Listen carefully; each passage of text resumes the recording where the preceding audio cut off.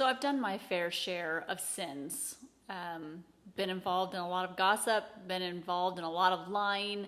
I've actually, when I was in college, I told you I've kind of always had a problem with money. And so in college, I had these pair of shoes that I needed to return to get the money back to buy new ones. I didn't have the receipt, didn't have the box. So I just decided to go in, grab a box off the shelf and return them. Well, unbeknownst to me, they were watching me on the little cameras, and I got pulled to the side as I was trying to return them and was informed that that was stealing, and that they needed to determine if they needed to call the police, and it became this huge ordeal. And the thing about it is that I looked at this as an isolated incident, but what I didn't realize is that all sins, no matter what it is, starts off small.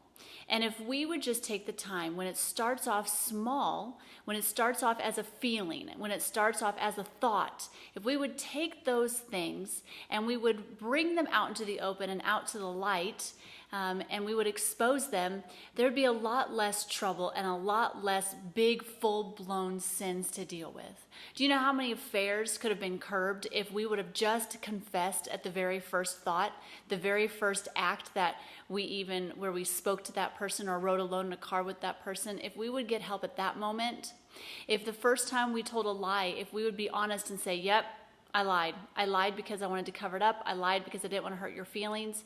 If we would actually bring that sin and those feelings and those thoughts that we are ashamed of, so we don't, if we would take those things and we would bring them out into the open and we would confess them and tell the people around us, there would be a lot less hurt and a lot less full-blown sin and a lot of more saved relationships and saved marriages and more healthy relationships where we just dive in fully sold out to Christ, because we don't allow Satan to come in, steal, kill, and destroy in the very subtle, minute ways that he does.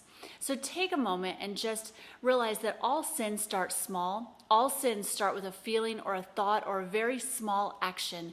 And when we let those things go, that's when they come and they turn into full-blown situations that sometimes have very big consequences.